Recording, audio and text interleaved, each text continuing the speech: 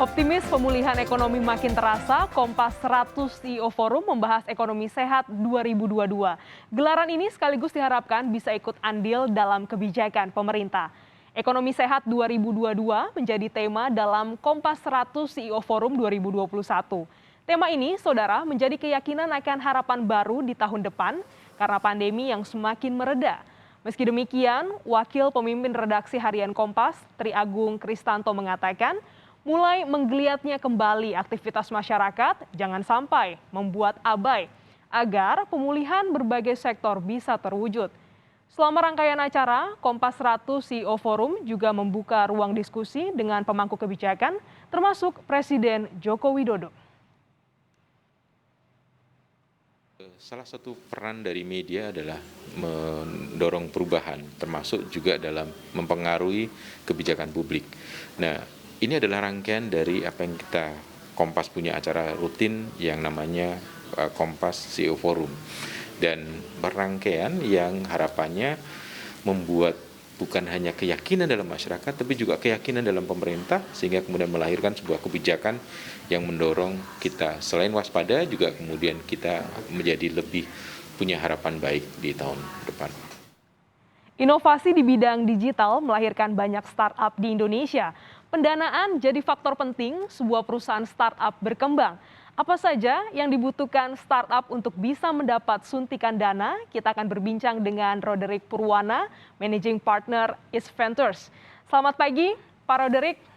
Selamat pagi. Iya, ini yang teranyar East Venture memimpin pendanaan sebesar 16,6 juta dolar Amerika Serikat di Singapura terkait dengan startup edukasi. Apakah ada rencana untuk melakukan pendanaan serupa di Indonesia, Pak? Ya, tentunya ada, ya kan. Kita juga melakukan pendanaan itu di Singapura karena perusahaan tersebut ada melihat potensi untuk berkembang ke Indonesia.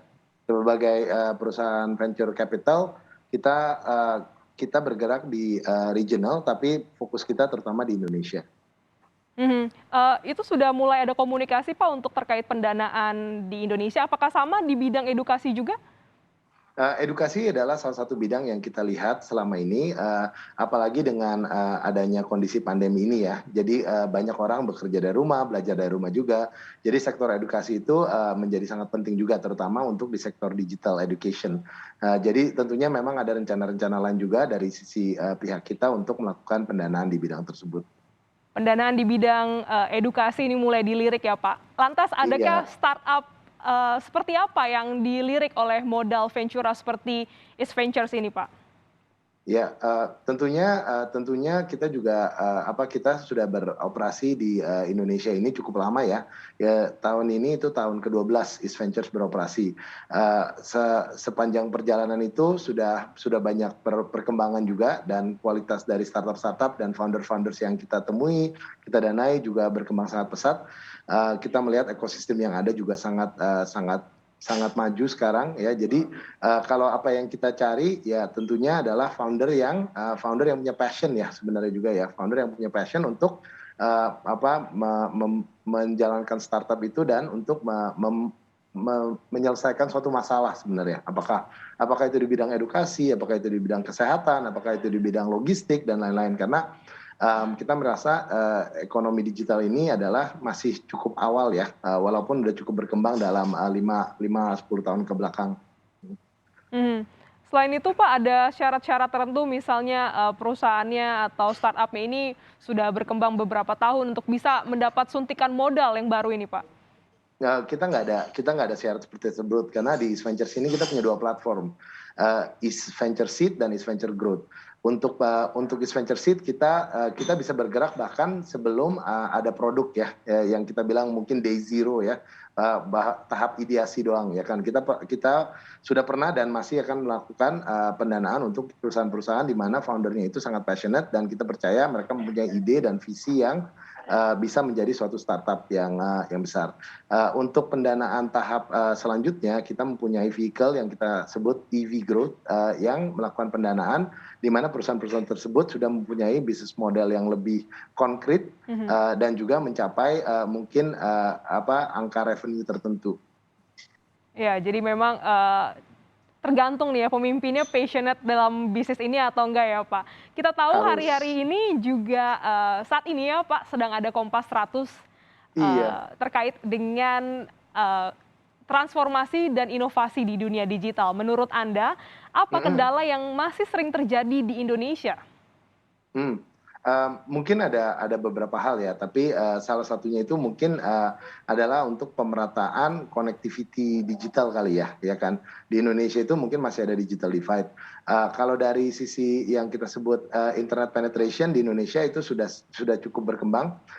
As of this year mungkin 75% dari penduduk Indonesia sudah terkoneksi dengan internet, tapi, itu mungkin belum merata ya kan. Koneksi tersebut, apakah masih sebagian melalui 3G ya kan, apakah yang broadband mungkin baru sedikit, belum yang di remote area.